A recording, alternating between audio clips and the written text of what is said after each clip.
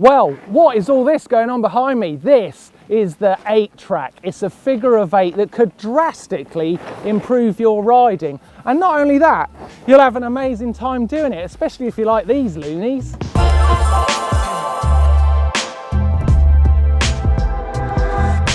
So first off, you've got to build your figure of 8, and it's actually really easy. What you need is some focal points so you know where you're going to be turning. So Neil, if you put the stick down about 8 meters away from this corner, so you're going to be turning past that stick, and then at this end, turning past that one.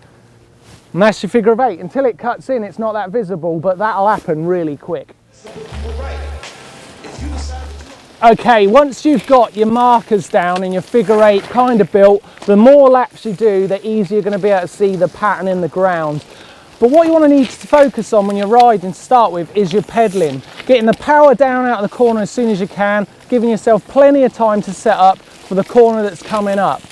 And do lap after lap, and you're going to see an improvement in your pedal stroke and your timing so quickly.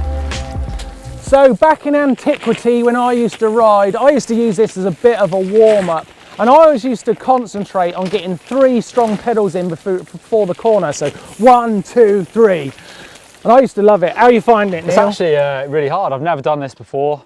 I'm definitely trying to concentrate on my cornering techniques to get my outside foot down, weight as low as possible, trying to keep some weight on the front tyre but not actually push that too hard. And yeah, sometimes you have to wheelie out the turn, pick your front wheel up, or even actually skid a little bit to get the back wheel round. Yeah, and what I really like is once you've done a few laps, you start to play with the corners, and that's when your technique really starts getting dialed because you get some confidence. Now, it's obvious to see that once there's a group of you doing it, it starts getting pretty good fun, especially when you start playing with it a bit. These guys are having a right laugh. But they've mastered it now, so let's move the figure of 8 onto a new bit of terrain to make it extra challenging, because that's the beauty of it. You can take your figure of 8 anyway. This is an extreme version of the figure 8 because this is really difficult terrain to do it on, but you can see Neil's made a figure 8 around these trees just to prove that you can do it anywhere and really challenge yourself. Now Scott's found an incredibly challenging version of the figure of 8. The corners are undulated and the corners themselves are much tighter, closer together. So he's having to consider lots more in this version. How are you finding it, mate?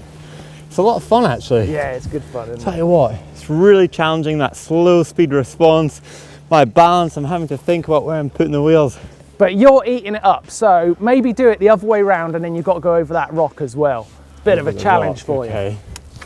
So I need to come up in that corner. In this corner here. Yeah. Round. Round, turn it tight. And then back over the rock here. Yes. Oh, it's pushing him now. Pushing him. Blake has found, I think, the perfect spot for this technique. It's just got a little bit of banking on that corner at the back there, and it's amazing how much difference that will make to the figure of 8 you're riding. Suddenly you've got to think about weight displacement, turning up into the corner itself. If you turn it around the other way, suddenly you're doing a corner in the opposite direction that's really challenging.